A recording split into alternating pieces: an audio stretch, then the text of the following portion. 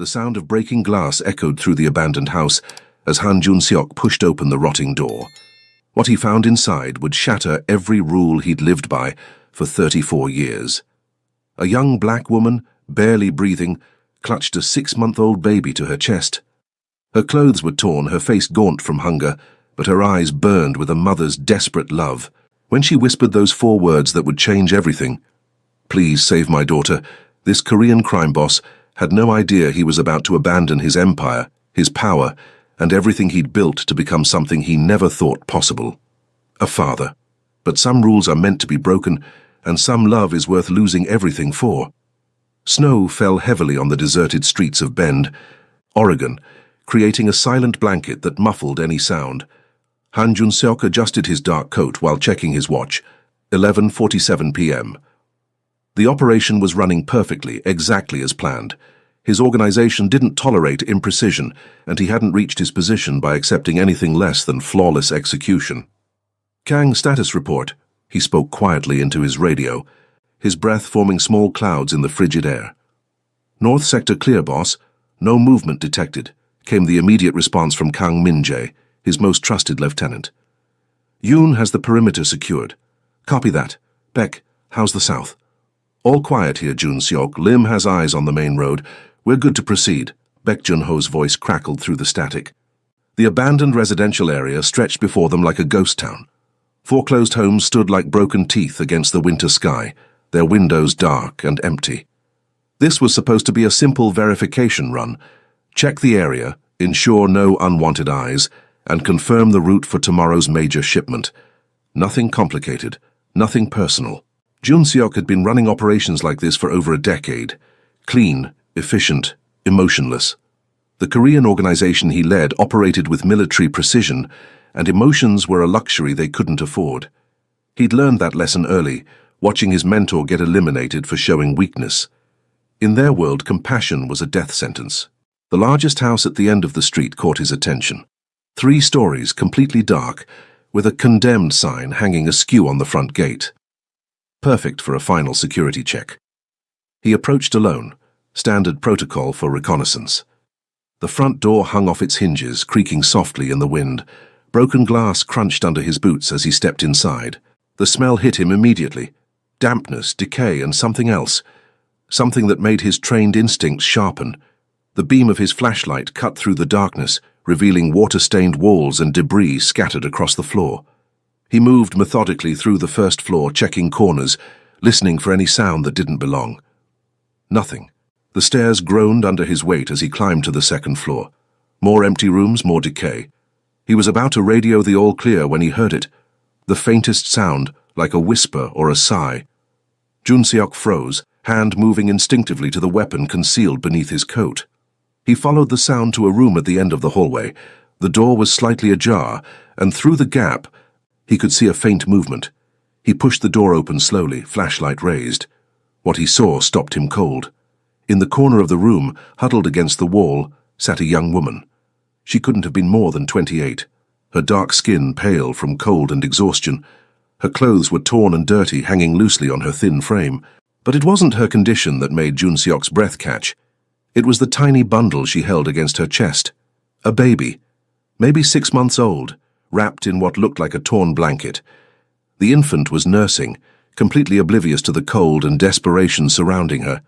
The woman looked up at him with eyes that held no fear, only a bone-deep exhaustion and something else, a fierce, protective love that reminded him of a lioness guarding her cub.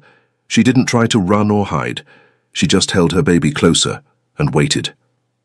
"Please," she whispered, her voice barely audible, "don't hurt us." Jun-seok lowered his flashlight, his mind racing. This wasn't part of the plan. This was exactly the kind of complication his organization taught him to avoid.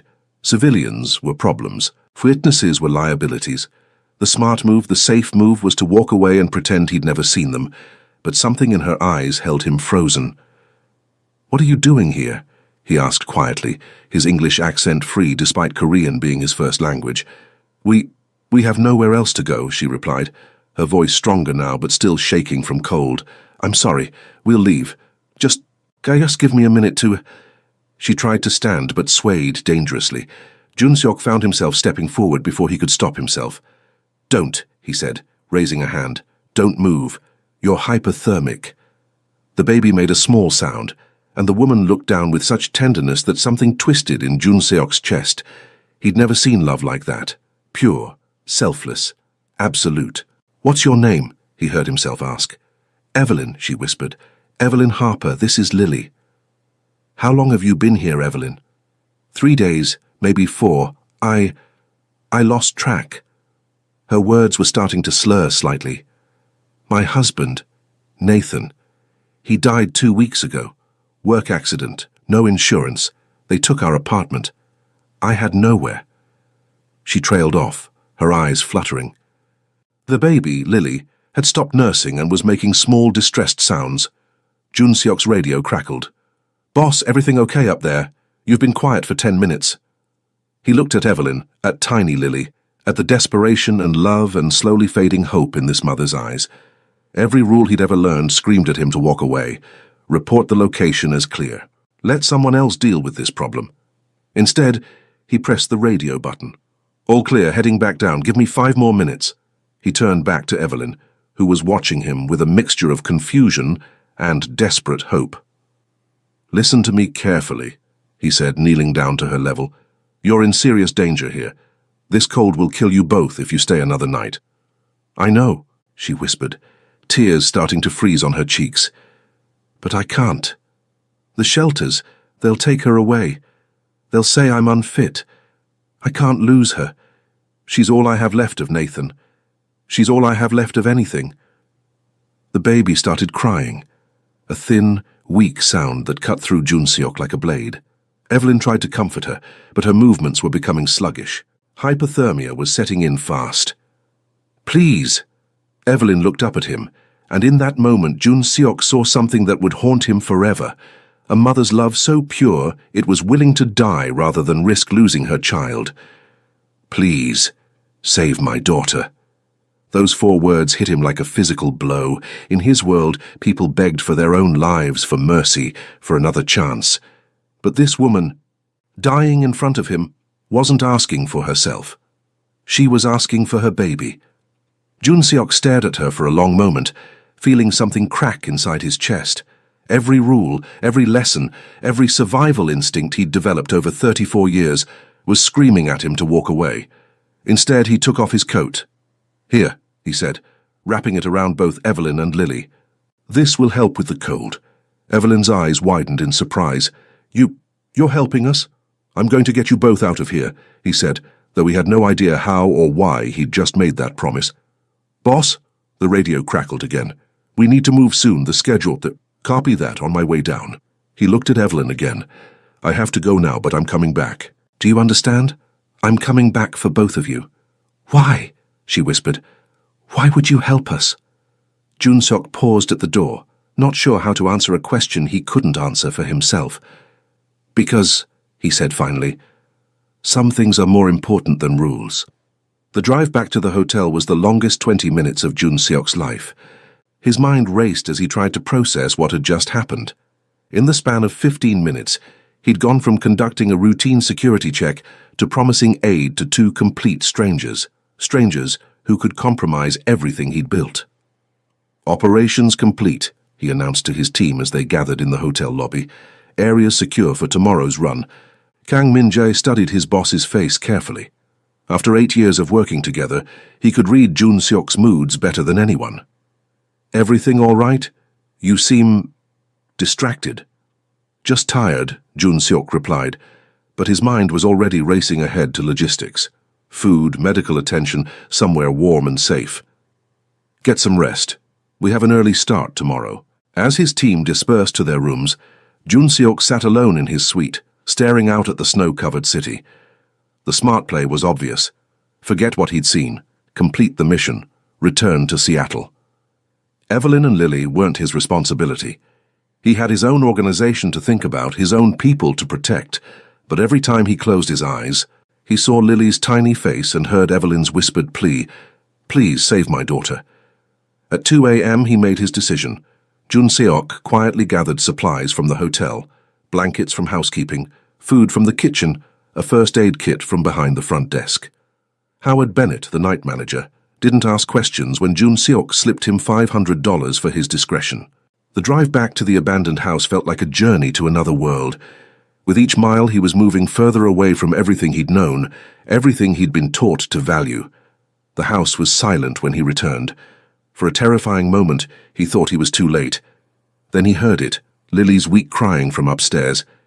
He found them in the same corner, but Evelyn's condition had worsened dramatically. Her lips were blue, her breathing shallow and irregular. Lily was crying weakly, her tiny body shivering despite being pressed against her mother's chest. "Evelyn," he said softly, kneeling beside them. "I'm back." Her eyes fluttered open, unfocused and glassy. You came back," she whispered, her voice barely audible. "I promised I would." He quickly wrapped fresh blankets around both of them and opened a bottle of water. "Here, try to drink this." Evelyn managed a few small sips, but her hands were shaking too badly to hold the bottle.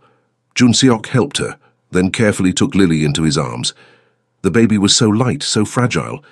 He'd never held an infant before, and the responsibility was terrifying. "She's hungry," Evelyn whispered. "I tried to feed her, but I don't think I have enough milk anymore. I haven't eaten in." "When was the last time you had a real meal?" "I don't remember. Maybe a week? I found some crackers in one of the other houses, but I gave most of them to a stray dog. Seemed hungrier than me." Even dying, she was thinking of others. Jun Seok felt something shift inside him, something he'd thought was dead years ago. "We need to get you to a hospital," he said. "No." Evelyn's response was immediate and fierce. "No hospitals. They'll call social services. They'll take Lily. I can't. I won't let them take her." "Evelyn, you're dying without medical attention." "Then I die," she said simply. "But I won't risk losing her. She's all I have. She's all Nathan left me." Jun Seok looked down at Lily, who had stopped crying and was staring up at him with dark, serious eyes. Something about her gaze reminded him of his little sister, Minna, who died when he was 16. The same innocence, the same trust. "Tell me about Nathan," he said, settling more comfortably beside them. Evelyn's face softened. He was everything good in the world, worked construction, saved every penny so we could buy a house someday. When I got pregnant, he was so excited. He'd talk to my belly every night, telling Lily about all the things he wanted to show her. Her voice broke slightly. The day she was born, he cried, this big, tough construction worker, crying because his daughter was so beautiful. He said she was going to change the world. What happened to him? Scaffolding collapse. He was trying to help a co-worker who was trapped. That was Nathan, always helping others, even when it put him at risk. She coughed, a harsh sound that shook her whole body. The company said it was operator error. No insurance payout, no pension, nothing. Jun Seok felt anger building in his chest. Not the cold, calculated anger he was used to, but something hot and protective. What about family, friends? Nathan was an orphan, like me. We met in foster care when we were teenagers. We promised we'd never let our children go through what we did. That's why I can't let them take her. Lily made a small sound, and Evelyn tried to lift her arms to take her back, but she was too weak. Jun Seok found himself naturally adjusting his hold, supporting the baby's head the way he'd seen in movies. "You're good with her," Evelyn whispered, a small smile crossing her face. "I don't know anything about babies. Neither did I at first, but love teaches you." She looked at him with curious eyes. "What's your name?" I never asked. "Jun Seok, Han Jun Seok." "Korean?" "Yes." "What do you do, Jun Seok?" He hesitated. "How do you tell a dying mother that you're a criminal, that you've spent your adult life breaking laws and hurting people?" "I'm in business. Import-export." Evelyn nodded weakly. "That's why you're here? Business?" Something like that. They sat in silence for a while. The only sounds Lily's soft breathing and the wind howling outside. Jun Seok found himself studying the baby's face, her tiny nose, her perfect little fingers, the way she seemed to trust him completely despite being held by a stranger. "Jun Seok?" Evelyn's voice was getting weaker. "Yes? If something happens to me, if I don't make it, don't talk like that. We're going to get you help. Please, she interrupted, using what little strength she had left. "Listen to me. If I don't make it, promise me you won't let them put her in the system. Promise me you'll find her a good family. People who will love her like Nathan and I would have." Jun-seok looked down at Lily, then back at Evelyn. In her eyes, he saw the same desperate love he'd seen hours earlier, but now it was mixed with acceptance. She knew she was dying. "I promise," he said, and meant it. Evelyn closed her eyes, a single tear rolling down her cheek. "Thank you. For coming back. For caring about someone you don't even know. Nathan would have liked you. Evelyn. Her middle name is Grace," she whispered. "Lily Grace Harper. She was born on March 15th. She loves music. Nathan used to sing to her every night. She's going to be smart, like her daddy, and strong like her mama had to be." Her breathing was becoming more labored, but she continued. "In my pocket. There's a letter. I wrote it for her, for when she's older. About Nathan, about how much we loved her, about how we never wanted to leave her." Jun-seok carefully reached into her coat pocket and found a folded piece of paper, worn soft from handling. "Promise me," Evelyn said, her voice barely a whisper now. "Promise me she'll know she was loved. Promise me she'll know we didn't abandon her." "I promise," Jun-seok said, his own voice thick with emotion he didn't understand. Evelyn smiled, a peaceful expression crossing her face. "Please save my daughter," she whispered one last time, and then she was gone. Jun-seok sat in the silence, holding Lily as she slept peacefully in his arms, unaware that her world had just changed forever. He looked at Evelyn's still face, at the woman who had died, asking not for her own salvation, but for her daughter's. In that moment, every rule he'd ever lived by crumbled to dust. Dawn was breaking over bend when Jun-seok finally moved. Lily had woken twice during the night, crying for food he couldn't provide, comfort he didn't know how to give. Each time he'd managed to soothe her back to sleep, but he knew that wouldn't work much longer. He looked down at Evelyn's peaceful face one last time, then carefully wrapped her in one of the blankets. She deserved better than this abandoned house, but he couldn't risk the questions that would come with reporting her death. "I'm sorry," he whispered to her, "but I'll keep my promise." Lily stirred in his arms, her dark eyes opening to look at him.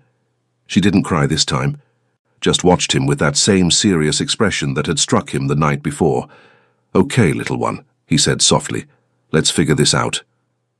The drive back to the hotel was complicated by Lily's crying. She was hungry, and Jun-seok had no idea how to help her. He stopped at an all-night pharmacy and bought formula, bottles, diapers, and baby clothes, drawing curious looks from the night clerk. "First time?" the clerk asked with a knowing smile. "Something like that," Jun-seok replied. Back at the hotel, he faced his first real challenge, explaining a baby to his team. He'd managed to get to his room undetected, but Lily's crying would soon draw attention. His phone buzzed. A text from Kang Min-jae. "Meeting in your room in 10. Need to discuss today's schedule." Jun-seok looked at Lily, who was finally quiet after managing to drink some formula. She was so small, so completely dependent on him. The weight of responsibility was crushing. 10 minutes later, his door opened and Kang walked in, followed by Yoon Sung-hyun. They both stopped dead when they saw Jun-seok sitting on the bed, holding a baby. "Boss," Kang said slowly, "what the hell is that?" "Her name is Lily," Jun-seok replied calmly. "Okay," Yoon said, clearly struggling to process the situation. "Why do you have a baby named Lily?" Jun-seok had been preparing for this conversation all night, but now that it was happening, he realized there was no way to explain it that would make sense to them. "Her mother died last night. She has no one else." The silence that followed was deafening. Kang and Yoon exchanged glances that spoke volumes. "Boss," Kang said carefully, "we need to talk about this. Privately." Jun-seok looked down at Lily, who was sleeping peacefully in his arms. "Whatever you have to say, you can say it in front of her. She's a baby, Jun-seok. She can't understand us. She's my responsibility now. That means she's part of this conversation." Kang sat down heavily in the room's single chair. "Okay, let's start with the obvious question. What's your plan here? We have a major operation today, and you're holding an infant. The operation continues as planned. I'll figure out the rest later." Figure out what, exactly? You can't just keep a baby. Jun Seok, that's not how this works. How what works? Our life, Yoon exploded, then immediately lowered his voice when Lily stirred. Our life, boss. We're not family men. We're criminals. We don't have white picket fences and soccer practice. We have enemies who would use a baby against us in a heartbeat. Jun Seok felt something cold settle in his stomach. Are you threatening her? No, Kang said quickly. God, no, but Yoon's right about the danger. If word gets out that you have a weakness, that you care about something more than the organization, then what? They'll come after her. They'll come after both of you, Kang said quietly. And they'll win because you'll do anything to protect her. That's what caring about someone means in our world. It means giving your enemies a weapon to use against you. Jun Seok looked down at Lily's sleeping face. Such a small thing to cause such a big problem. So what are you suggesting? Find her a good family, Yoon said. Rich people who can't have kids. They'll take good care of her, give her everything she needs. And then what? I just say forget about her. You move on, Kang said, like you always do, like we all do. Jun Seok was quiet for a long moment, thinking about Evelyn's last words. Promise me she'll know she was loved. No, he said finally. No, what? No, I'm not giving her away. No, I'm not moving on. No, I'm not forgetting about her. Kang leaned forward. Boss, you're not thinking clearly. This isn't rational. Since when has anything about our lives been rational? Jun Seok stood up, still holding Lily. We kill people for money. We smuggle drugs and weapons. We threaten families and destroy lives. And you're telling me that caring for one innocent baby is irrational? It's different, and you know it, Yoon said. Those other things, they're business. This is personal. Personal gets you killed in our world. Then maybe it's time to change worlds. The words hung in the air like a bomb waiting to explode. Kang and Yoon stared at him in shock. You don't mean that, Kang said. Don't I? Jun Seok, you've been building this organization for 15 years. You have over 100 people depending on you. You can't just walk away. Watch me. Lily woke up and started crying, a thin, hungry sound that cut through the tension in the room. Jun Seok automatically started rocking her, making soft shushing sounds. Look at yourself, Yoon said, not unkindly. You've known her for 12 hours, and you're already acting like a father. What happens when she gets sick, when she needs surgery, when she starts asking questions about why Daddy carries a gun and why strange men come to the house at all hours? I'll figure it out. With what money? You think you can just take organization funds and disappear? You think they'll let you walk away with their investment? Jun Seok felt the walls closing in. Everything they were saying was true. He couldn't protect Lily and stay in the organization, but he couldn't provide for her if he left either. His phone rang. The caller ID made his blood run cold. Director Kim, the head of their organization, calling from Seoul. Answer it, Kang said quietly. And for God's sake, don't mention the baby. Jun Seok looked at Lily, then at his phone. In that moment, he realized he was standing at a crossroads that would define the rest of his life. He answered the call. Director Kim. Jun Seok, I trust today's operation is proceeding smoothly. Yes, sir. Everything is on schedule. Excellent. I have some additional instructions for you. After today's shipment is complete, I need you to handle a personal matter for me. Jun Seok's blood chilled. What kind of personal matter? There's been some unpleasantness in our Seattle operations. A family that owes us money has been uncooperative. I need you to send a message. What kind of message? The permanent kind. The whole family. Jun Seok. No witnesses, no loose ends. Jun Seok looked down at Lily, sleeping peacefully in his arms. The innocent trust on her face was a stark contrast to the violence being discussed over the phone. Sir, if I may ask, what did they do? They stole from us $50,000, but more importantly, they showed disrespect. That cannot be tolerated.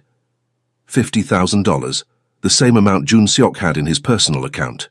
The same amount he'd been planning to use to help Lily. How many children? He heard himself ask. Excuse me? The family.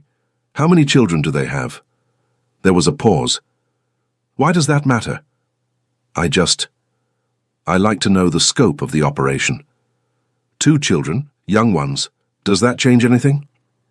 Jun Seok closed his eyes. No, sir, I'll handle it. Good. I knew I could count on you. You've always understood what loyalty means. Their call ended, and Jun Seok stared at his phone. Kang and Yoon were watching him carefully. What did he want? Kang asked. A family in Seattle. They owe money. How much? 50,000. Yoon whistled low. That's not worth killing a whole family over. It's not about the money, Jun Seok said quietly. It's about control, about fear, about making sure everyone knows what happens when you cross us. He looked down at Lily again. In a few years, she'd be the same age as the children he was supposed to kill, innocent, trusting, completely dependent on the adults in their lives to protect them. I can't do it, he said. What? I can't kill children, not anymore. Kang stood up slowly. Boss, you need to think about what you're saying. If you refuse a direct order from Director Kim, I know what happens. Do you? Because I don't think you're thinking clearly right now. You're emotional, and that's understandable. But you need to separate your feelings about this baby from your responsibilities to the organization. Jun Seok looked at his oldest friend, his most trusted lieutenant, and realized they were speaking different languages now. What if I can't? He asked. What if I can't separate them anymore? Then you're going to get us all killed, Yoon said bluntly. Lily stirred in his arms, making a small sound. Without thinking, Jun Seok adjusted his hold, supporting her head more carefully. The movement was becoming natural already. There's something else, he said quietly. What? Her mother. Before she died, she made me promise something. What kind of promise? That Lily would know she was loved, that she'd know her parents didn't abandon her. Kang rubbed his face tiredly. Boss, you can't keep a promise to a dead woman if it gets you killed. Can't I? No, you can't, because then who takes care of the baby? You think Director Kim is going to let her live if he decides you're a liability. The words hit Jun Seok like a physical blow. He'd been so focused on protecting Lily from the world that he hadn't considered what would happen if the world came looking for him. So what are you saying, that I should give her up to protect her? I'm saying you should think about what's best for her, not what makes you feel better about yourself. Jun Seok walked to the window, still holding Lily. Outside, the snow was still falling, covering the world in pristine white. Everything looked clean and peaceful, but he knew that was an illusion. Beneath the snow, the world was still the same dangerous place it had always been. What if there was another option? He said finally. What kind of option? What if I could give her everything she needs and still keep my promise to her mother? Kang and Yoon exchanged glances again. We're listening, Kang said carefully. Jun Seok turned back to them, his decision crystallizing as he spoke. I'm going to break every rule we've ever lived by. The next few hours passed in a blur of careful planning and desperate improvisation. While Kang and Yoon handled the day's shipment operation, Jun Seok made a series of phone calls that would change everything. First, he called Dr. Emily Crawford, a pediatrician he'd researched online. He told her he was a single father who needed immediate help with his infant daughter, and that money was no object. She agreed to meet him at her private clinic that afternoon. Second, he called Daniel Park, a Korean-American lawyer who specialized in adoption and family law. The conversation was more complicated. Mr. Han, Daniel said carefully, what you're describing is highly unusual. You want to legally adopt a child whose mother just died, but you have no documentation of her death, no proof of your relationship to the family, and no official record of the child's birth. That's correct. Sir, I have to ask, is this child legally yours to adopt? Jun Seok looked down at Lily, who was sleeping in a makeshift bed he'd created from hotel pillows. She has no one else. Her mother asked me to take care of her. That's not the same thing as legal guardianship. Without proper documentation, how much would it cost to make the documentation proper? There was a long pause. Mr. Han, I can't be party to falsifying legal documents. I'm not asking you to falsify anything. I'm asking you to help me navigate a complicated situation so that an orphaned child can have a stable home. The proper channel would be to contact social services. No, Jun Seok's voice was firm. That's not an option. Then I'm afraid I can't help you. Jun Seok ended the call and immediately dialed another number. This lawyer was less scrupulous and more expensive, but within an hour he had a plan. It would cost him nearly everything he had saved, but it would give Lily a legal identity and him legal guardianship. Dr. Crawford was a different challenge entirely. "She's malnourished," the doctor said after examining Lily, "but not dangerously so. Someone's been taking good care of her despite difficult circumstances." "Her mother," Jun-seok said. "She died yesterday." "I'm sorry for your loss. Was she your wife?" "No, a friend, Doctor." Crawford looked at him carefully. "Mr. Han, I have to ask, are you prepared for what you're taking on? Raising a child alone is incredibly difficult, especially an infant." "I understand." "Do you? Because this isn't just about providing food and shelter. Children need emotional stability, consistency, love.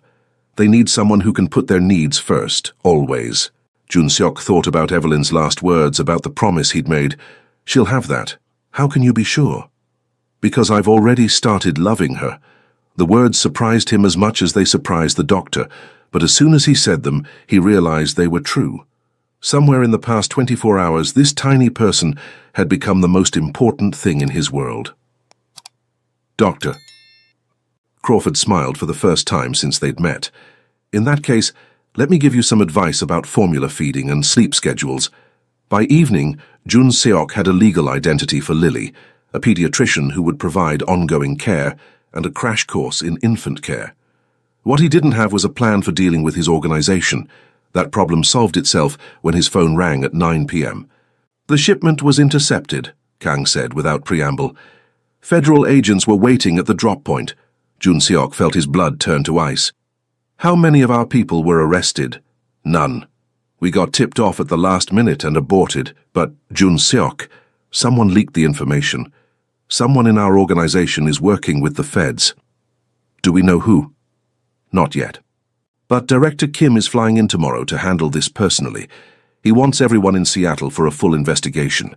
Jun-seok looked at Lily, sleeping peacefully in her carrier. A full investigation meant interrogations, lie detector tests, and very likely executions. It also meant he'd be under constant surveillance until the leak was found. "There's something else," Kang continued. "The family in Seattle, the one Director Kim wanted you to handle. They're gone, disappeared sometime last night. Their house is empty."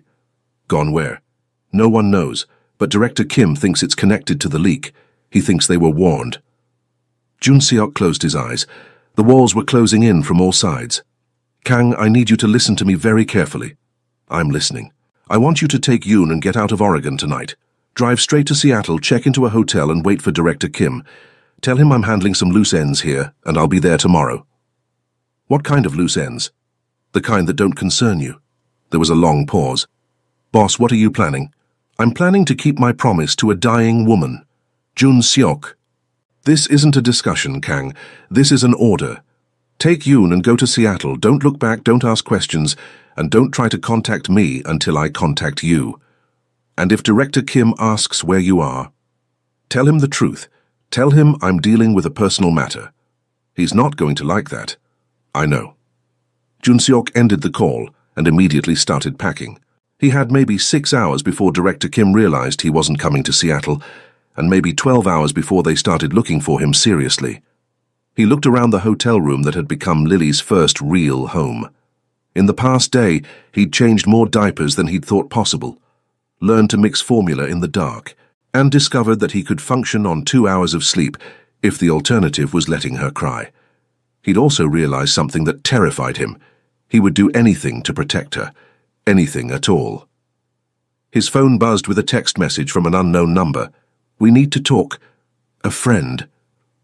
Jun-seok stared at the message, his mind racing. In his world, anonymous messages usually meant one of two things, an opportunity or a trap. Another message appeared. "It's about the baby. And about your future." Jun-seok looked at Lily, then at his packed bags, then at his phone. He was already breaking every rule he'd ever lived by. What was one more? He typed back, "Where and when?" The response was immediate. "Parking garage across from your hotel. Level 3. Come alone." Jun-seok looked at Lily again. Taking her to a meeting with an unknown contact was insane. Leaving her alone in the hotel room was equally insane. He made his choice. 20 minutes later, he walked into the parking garage carrying Lily in her carrier. The third level was dimly lit and mostly empty, but he could see a figure standing beside a black sedan at the far end. As he got closer, he recognized the person waiting for him, Detective Aaron Morales, the local cop who'd been investigating the area where they'd conducted their operation. "Detective," Junseok said carefully, "this is unexpected." "I imagine it is," Morales replied, his eyes moving to the baby carrier. "That's her, isn't it? Evelyn Harper's daughter." Junseok's hand moved instinctively toward his concealed weapon. "I don't know what you're talking about. Relax, Mr. Han. If I wanted to arrest you, you'd already be in handcuffs." Morales stepped closer, his expression serious, but not hostile. "I know who you are, I know what you do, and I know what happened in that house last night." "How?" "Because I've been watching that area for weeks, waiting for someone like you to show up. What I didn't expect was to see you leave with a baby." Junseok felt trapped. "What do you want?" "To make you an offer." "What kind of offer?" Morales looked down at Lily, who was awake and looking around with curious eyes, the kind that lets you keep her. "I'm listening." "Your organization is finished, Mr. Han. We've been building a case against them for 2 years, and tonight's failed shipment was just the beginning. Within a week, every major player will be in federal custody. Including me? That depends. On what? On whether you're willing to disappear." Junseok studied the detective's face, looking for signs of deception. "Why would you help me?" "Because I've been a cop for 15 years, and I've seen what happens to kids who get caught in the crossfire of adult mistakes. That little girl deserves better." "What are you proposing?" "New identities for both of you. Clean papers, clean backgrounds, a chance to start over somewhere far away from here." "In exchange for what?" "Information about your organization's operations, names, dates, locations, financial records, everything you know." Junseok felt the weight of the choice settling on his shoulders. Betraying his organization meant signing his own death warrant if he was ever found, but refusing meant losing Lily forever. "How do I know you won't just arrest me after I give you what you want?" "Because I'm not interested in you, Mr. Han. I'm interested in the people above you, the ones who order families killed over $50,000. The reference to the Seattle family wasn't lost on Junseok. Morales knew about the order from Director Kim. "You've been watching me for a while. Long enough to know that you're not the same man who walked into that house last night. That baby changed you." Junseok looked down at Lily, who was reaching up toward him with tiny fingers. Without thinking, he offered her his hand and she grasped his finger with surprising strength. "What kind of life could I give her if I'm always looking over my shoulder?" "The kind where you're alive to give her anything at all," Morales said quietly. "Mr. Han, your organization is going down whether you help us or not. The only question is whether you go down with them or start fresh with your daughter." "She's not my daughter, isn't she?" Junseok looked at Lily again, at the trust in her eyes, at the way she seemed to know he would protect her no matter what. "If I do this," he said slowly, "if I give you what you want, what happens next?" "You and Lily disappear. New names, new location. Enough money to start over. You'll never see anyone from your old life again, but you'll be free to build a new one. And if they find me, they won't. We're very good at making people disappear when we need to." Junseok thought about Evelyn's last words, about the promise he'd made, about the choice between the life he'd built and the life he could build. "I need guarantees," he said finally. "What kind of guarantees?" "That she'll be safe. That if something happens to me, she'll be taken care of. That she'll never have to pay for my mistakes." "Done. And I want to choose where we go, within reason. Somewhere quiet, somewhere she can grow up normal." "Any preferences?" Junseok thought about it. "Somewhere with good schools, and snow in the winter." "She should see snow." Morales smiled. "I think we can arrange that." Lily made a small sound, and both men looked down at her. She was still holding Junseok's finger, her dark eyes moving between the two adults, as if she understood the importance of their conversation. "Okay," Junseok said quietly. "Let's do it. You're sure?" Junseok lifted Lily out of her carrier and held her against his chest. She settled against him immediately, trusting and warm. "I'm sure," he said. I broke every rule to get here. Might as well break one more. 6 months later, David Gray stood in the kitchen of his small house in Missoula, Montana, warming a bottle for his daughter. The name still felt strange sometimes, both the new identity and the word daughter, but it was getting more natural every day. Lily sat in her high chair, babbling happily and banging a plastic spoon against the tray. She'd grown so much since that night in Oregon, filling out from the malnourished infant he'd found into a healthy, happy baby who smiled at everything and everyone. "Okay, Princess," he said, testing the formula temperature on his wrist. "Breakfast is ready." She reached for the bottle eagerly, and he helped her hold it while she drank. The pediatrician here, Dr. Sarah Chen, had said Lily was developing perfectly. No lasting effects from those early weeks of deprivation, no delays or problems, just a normal, healthy baby girl. The house was small but comfortable, 2 bedrooms, a fenced yard, quiet neighbors who minded their own business. David worked from home as a freelance translator, a job that let him be with Lily while still earning enough to support them both. The Federal Witness Protection Program had provided the seed money, but he was determined to be self-sufficient. He'd kept his promise to Evelyn in ways both big and small. Lily's room was painted yellow with white clouds on the ceiling. He'd framed the letter Evelyn had written for her and put it in a safe deposit box, along with the few photos of Nathan he'd been able to find online. When Lily was old enough, she'd know about her parents, about how much they'd loved her, about the sacrifice her mother had made. But she'd also know that she was wanted, that someone had chosen to love her even when it cost them everything. The doorbell rang, and David felt the familiar spike of anxiety that came with unexpected visitors. 6 months of safety hadn't erased the instincts of 15 years in organized crime. "Stay here, baby girl," he said, settling Lily in her playpen with some toys. Through the peephole, he saw a woman in her 30s with kind eyes and a professional demeanor. She was holding a clipboard and wearing a badge that identified her as being from the local social services office. David's blood turned to ice. This was his worst nightmare, someone coming to take Lily away, to question his right to have her. He opened the door but kept the chain engaged. "Can I help you?" "Mr. Grace, I'm Sophia Reynolds from Child and Family Services. I was hoping we could talk for a few minutes." "About what?" "About your daughter, Lily. We've received some questions about her documentation." David felt the world tilting around him. What kind of questions? "May I come in?" This would be easier to discuss inside. Every instinct screamed at him to refuse, to grab Lily and run, but running would only confirm whatever suspicions had brought this woman to his door. "Of course," he said, removing the chain and opening the door. Sophia Reynolds entered and immediately smiled at the sight of Lily playing happily in her pen. "She's beautiful. How old is she now?" 13 months. "And you've been her primary caregiver since her mother died about 7 months ago." Sophia made notes on her clipboard. "I have to say, Mr. Grace, your home is lovely, very child-friendly.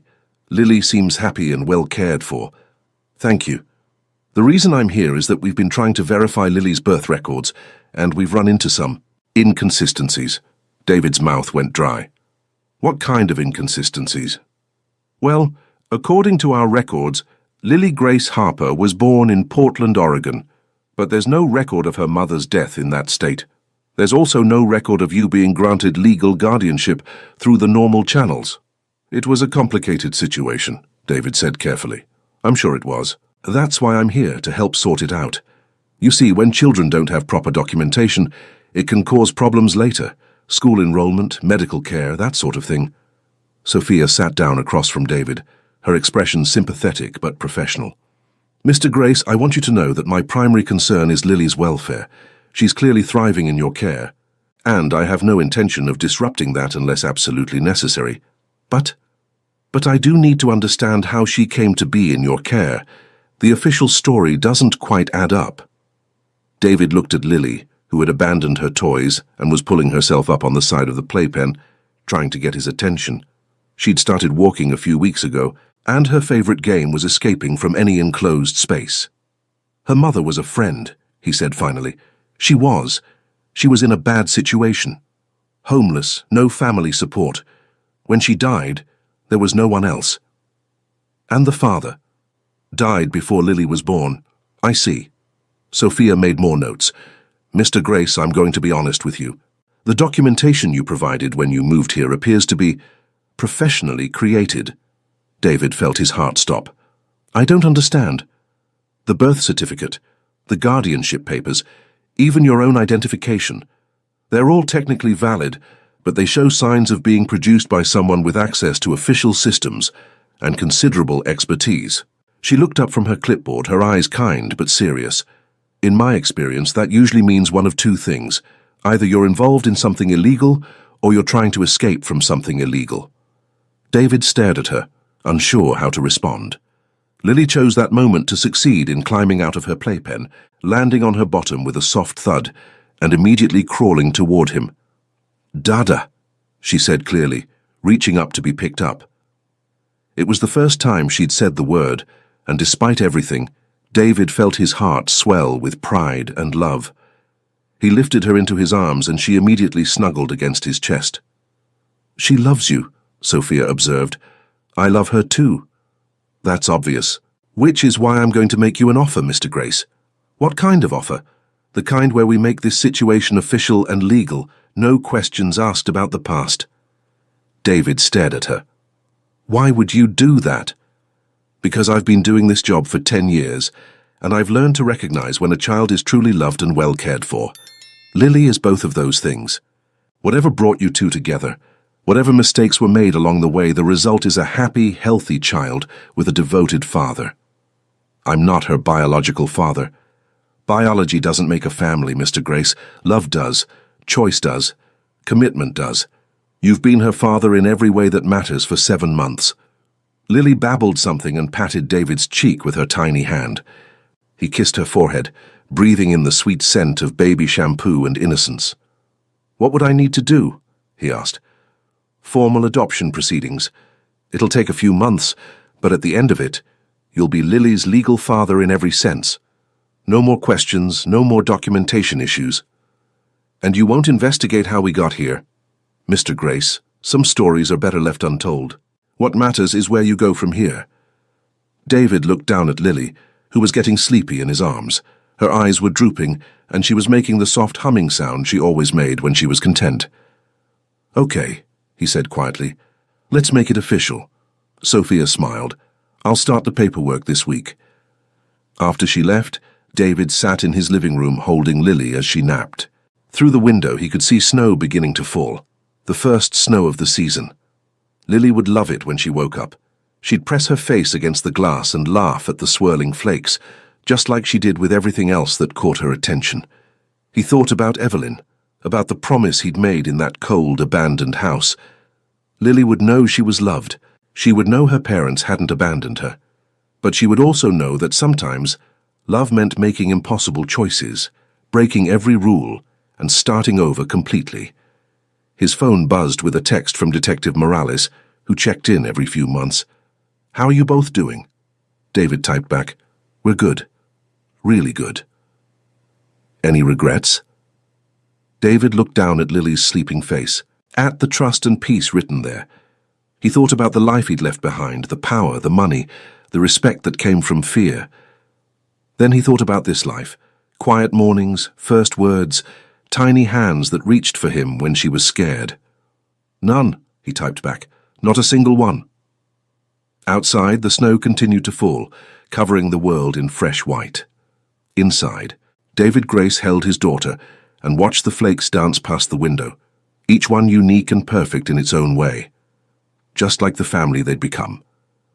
The sound of small feet running down the hallway woke David at 6:30 a.m., followed by the familiar thud of his bedroom door being thrown open with more enthusiasm than coordination. Daddy! Daddy! It's snowing again. 6-year-old Lily Grace bounded onto his bed, her dark hair wild from sleep and her eyes bright with excitement. She'd grown into a beautiful, confident child who approached the world with the same fearless curiosity she'd shown as a baby. I can see that, Princess, David said, pulling her into a hug. Want to make pancakes and watch it fall? Yes. Can we make the ones with blueberries? And can we build a snowman after breakfast? Of course we can. As they headed to the kitchen, Lily chattering about her plans for the snow day, David marveled at how normal this felt, how completely this had become his life. The man who had once commanded a criminal organization now spent his mornings making cartoon-shaped pancakes and listening to 6-year-old theories about why snowflakes were different sizes. "Daddy?" Lily said as she climbed onto her chair at the kitchen table. "Yes, baby?" "Mrs. Patterson says we're supposed to bring our dads to school next week for Father's Day. Will you come?" "I wouldn't miss it." "Good. I want to show everyone my daddy." The simple pride in her voice made David's chest tight with emotion. She had no idea how much those words meant to him, how they validated every choice he'd made, every rule he'd broken to get here. "What are we going to do at school?" he asked, mixing pancake batter. "We're supposed to talk about our families. About where we come from and stuff like that." David paused in his stirring. They'd had versions of this conversation before, but Lily was getting older, more curious about her origins. "What do you want to tell them?" "I want to tell them about my first mommy and daddy, the ones who loved me before I was born, and about how you became my daddy because you promised to take care of me." David had told her an age-appropriate version of the story, that her birth parents had died when she was a baby, and that he had promised to love her and keep her safe. As she got older, he would tell her more, but for now, she understood that she was chosen, wanted, and deeply loved. "That sounds perfect," he said, pouring batter into the pan. "Daddy? Do you think my first mommy and daddy would be happy that I'm with you?" David thought about Evelyn's last words, about the desperate love in her eyes as she begged him to save her daughter. "I think they would be very happy, Lily. I think they would love knowing that you're safe and loved and growing up to be such an amazing little girl." "Good," she said matter-of-factly. "I think so too." After breakfast, they bundled up in winter coats and boots to build the promised snowman. Lily insisted on making it daddy-sized, which resulted in a lopsided but enthusiastic creation that she declared perfect. "Can we give him a name?" she asked, stepping back to admire their work. "What do you want to call him?"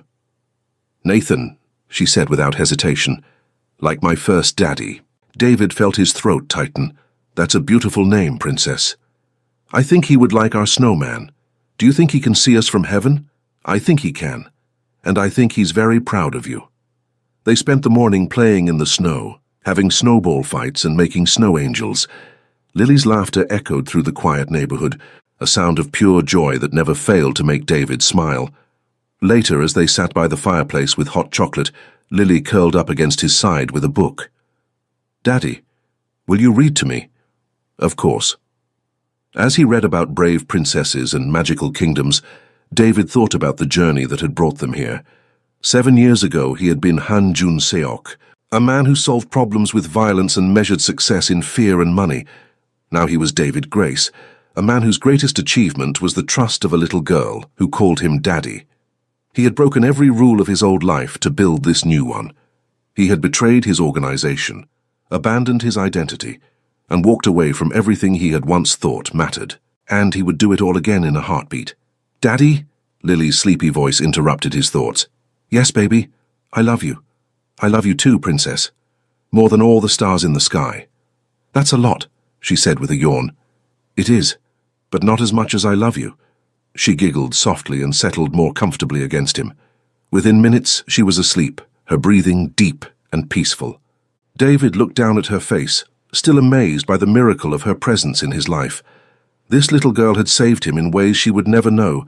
She had given him purpose, taught him what real strength looked like, and shown him that love wasn't a weakness. It was the most powerful force in the world. Outside, the snow continued to fall, blanketing their small corner of Montana in pristine white. Inside, a former crime boss held his daughter and marveled at the beautiful life they had built together, one broken rule at a time. Years after that night in Oregon, David Grace stood in the doorway of his 16-year-old daughter's room, watching her pack for her first overnight school trip. Lily had grown into a remarkable young woman, intelligent, compassionate, and strong in ways that reminded him daily of her mother's fierce spirit. "You sure you have everything?" he asked. "Dad, I've checked my list 3 times, she said, with the patient exasperation that only teenagers could master. "I'll be fine." "I know you will. Doesn't mean I won't worry." She looked up from her suitcase and smiled. The same radiant smile that had been melting his heart for 16 years. "I'll call you every night, okay?" "Deal." As she continued packing, David noticed the small framed photo on her nightstand, the one picture of Nathan and Evelyn he'd been able to find, taken at a construction company picnic a few months before Lily was born. Evelyn was laughing at something Nathan had said, her hand resting on her pregnant belly, both of them glowing with happiness and anticipation. "Dad." Lily's voice was softer now, more serious. "Yeah? I've been thinking about applying for early admission to college." "Oh, where are you thinking?" "Pre-med programs. I want to be a pediatrician." David felt pride swell in his chest. "That's a wonderful goal, Lily. What made you decide?" "I want to help kids who don't have anyone else to help them, like Dr. Crawford helped me when I was little." She didn't know the full story yet, about the abandoned house, about Evelyn's death, about the choices that had brought them together. But somehow, she had inherited her mother's compassion and her father's determination to protect the innocent. "Your parents would be so proud of you," David said quietly. "All three of them," she corrected with a smile. Later that evening, after Lily had left for her trip, David sat in his study looking through a box he kept locked in his desk drawer. Inside were the few mementos from that night that changed everything. Evelyn's letter to Lily, the hospital bracelet from Lily's first checkup, and a single photo he'd taken of her sleeping in his arms during those first terrifying, wonderful days. He pulled out his phone and scrolled to a contact he rarely used but never deleted. Detective Morales, now retired but still checking in occasionally. "David." Aaron's voice was warm when he answered. "How are you both doing?" "Good. Really good. Lily's 16 now, if you can believe it." 16? God, where does the time go? How is she?" "Amazing. She wants to be a doctor, says she wants to help kids who don't have anyone else." "Sounds like her mother's daughter." "And her father's," David said quietly. "Both of them." "You did good, David. You kept your promise." David looked at the photo of baby Lily sleeping peacefully in his arms, completely trusting, completely loved. "Yeah," he said. "I think I did." After ending the call, David walked to Lily's room and stood in the doorway where he'd watched her pack earlier. The room was neat and organized, decorated with photos of friends, academic awards, and dreams of the future. On her desk was a college application essay she'd been working on, titled "The Power of Chosen Family." He didn't read it. That was her privacy to maintain, but he could see the first line. "Sometimes the greatest love comes from the most unexpected places." David smiled and turned off the light. Tomorrow Lily would call from her school trip, full of stories and excitement. Next year, she'd probably be calling from college, starting her journey toward becoming the doctor she dreamed of being.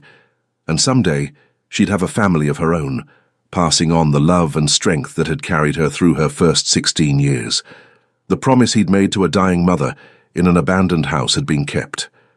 Lily knew she was loved. She knew her parents hadn't abandoned her, and she knew that sometimes families are created not by blood, but by choice, sacrifice, and the willingness to break every rule for love. Outside, snow began to fall again, just as it had that first night in Montana, when he'd held her as she slept and marveled at the miracle of their unlikely family. Some things never changed. The snow still fell. He still worried about her, and he still couldn't imagine his life without her. But some things had changed completely. The man who had once ruled through fear now lived through love. The criminal who had once broken laws now spent his days following the only rule that truly mattered, protecting and nurturing the precious life that had been entrusted to his care. Han Jun-seok had died in that abandoned house in Oregon, and David Grace had been born. It was the best trade he'd ever made. As he settled into bed, David's phone buzzed with a text from Lily. "Made it safely to the hotel. Love you, Dad. Thanks for everything." He typed back, "Love you too, Princess. Sweet dreams." Then he added, almost without thinking, "Your mom would be so proud." The response came quickly. "I know, all three of them would be." David smiled and set his phone aside. Outside, the snow continued to fall, covering the world in fresh possibility. Inside, a father slept peacefully, knowing that the greatest rule he'd ever broken had led to the greatest love he'd ever known. Some promises are worth everything, Some love is worth breaking every rule, and sometimes the most beautiful families are born from the most impossible choices.